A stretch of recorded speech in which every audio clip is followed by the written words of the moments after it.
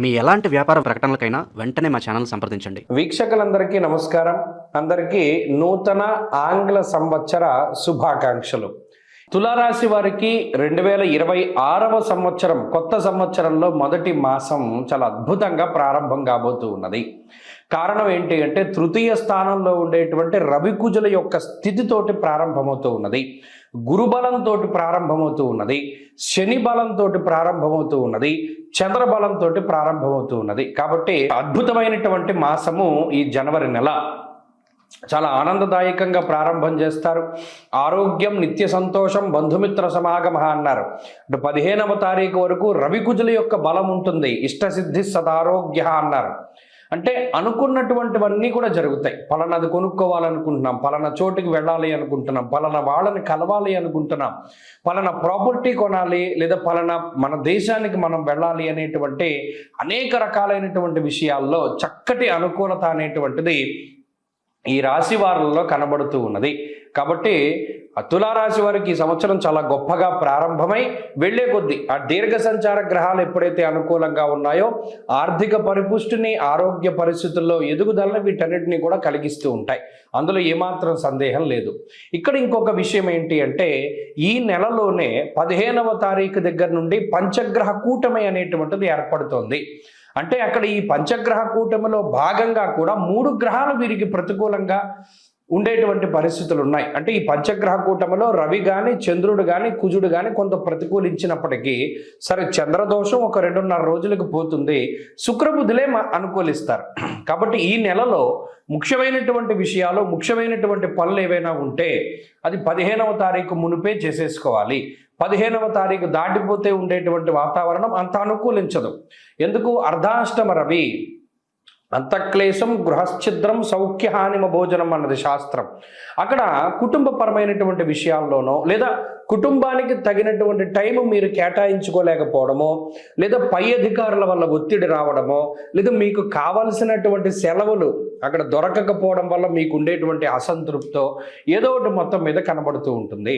కాబట్టి 15వ తారీఖుకు మునిపే మీకు ముఖ్యమైనటువంటి పనులన్నీ పూర్తి చేసేసుకోవాలి. 15వ తారీఖు దాటాక రవి కుజుల యొక్క బలం తగ్గిపోతుంది. అంటే ప్రభుత్వపరమైనటువంటి విషయాలైనా, రియల్ ఎస్టేట్ అయినా, మరే ఇతరత్ర వాహనాలకు సంబంధించినటువంటి కొనుగోలైనా, భూ సంబంధమైనటువంటి అమ్మకాలు కొనుగోలైనా ఏదైనా సరే 15కి ముందే మీరు పూర్తి చేసుకుంటే అన్నిట్లోనూ విజయాన్ని సాధించగలుగుతారు. మరి 15 తర్వాత ఏమవుతుందండి అంటే కొంత బలం తగ్గుతుంది. కాబట్టి ఈ ఇంట్లో ఉండేటువంటి విషయాలు కొంత ప్రతిబంధకాలు అయి ఉండొచ్చు. చతుర్థమందు బుధ శుక్రులు ఉండనే ఉన్నారు. వారు మీ ఉద్యోగ పరంగానో లేదా మరే ఇతరత్ర విషయాల్లోనో కొంత ఉపయోగంగానే ఉంటారు. అంటే మీకు శ్రమ తగ్గించేటువంటి విధంగానే ఉంటారు, కానీ ఈ రవి కుజులు ఇచ్చినంత బలం ఉండదు. కాబట్టి ఈ జనవరి నెలలో తులారాశి వారు ఈ విషయాలను దృష్టిలో పెట్టుకోవాలి. దృష్టిలో పెట్టుకుని 15వ తారీఖు దాటాక కూడా బలాన్ని మనం పెంచుకోవాలి అనేటువంటి ప్రయత్నం చేస్తే కనుక ఖచ్చితంగా రవిగ్రహ సంబంధమైనటువంటి ఆరాధన చెయ్యాలి. రవి యొక్క ఆరాధన ఖచ్చితంగా చేయగలిగితేనే, ఎందుకంటే అది మాఘమాసం కూడాను కదా, అందువల్లనే ఆదివారాలు నిష్టగా ఉండి ఆదివారాలు సూర్యారాధన చేసుకుంటూ, అంటే క్షీరాన్నాన్ని భుజిస్తూ, మిగతా రోజుల్లో ప్రతిరోజు ఆదిత్య హృదయ స్తోత్రాన్ని పారాయణ చేసుకుంటూ వెళ్ళగలిగితే రవి యొక్క సంపూర్ణ బలాన్ని కూడా పొందగలిగి 15వ తారీఖు తర్వాత కూడా గ్రహస్థితులు యోగిస్తాయి.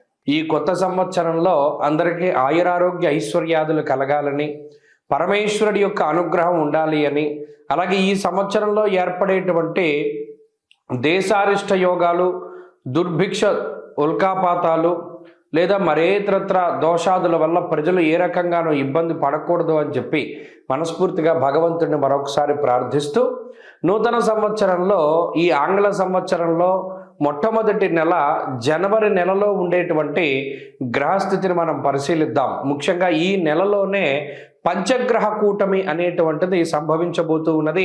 దానికి సంబంధించినటువంటి ప్రభావాలను సైతం మనం విశ్లేషణ చేసుకుందాం.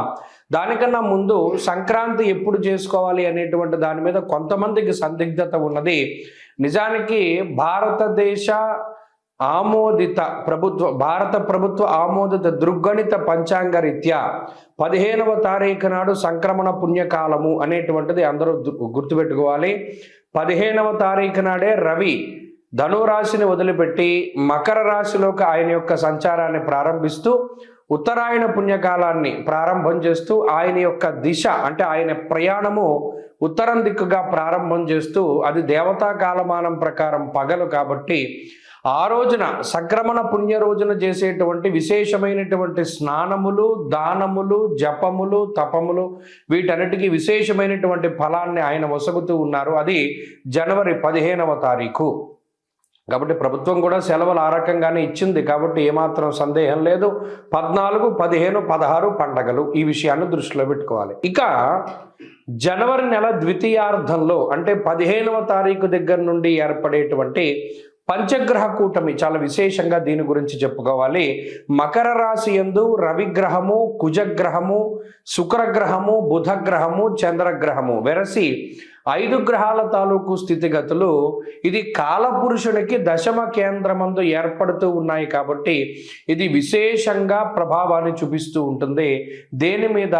వృత్తి, ఉద్యోగ, వ్యాపార, వ్యవహార, వ్యవసాయాదులపైన దీని యొక్క ప్రభావం ఉండబోతూ ఉన్నది.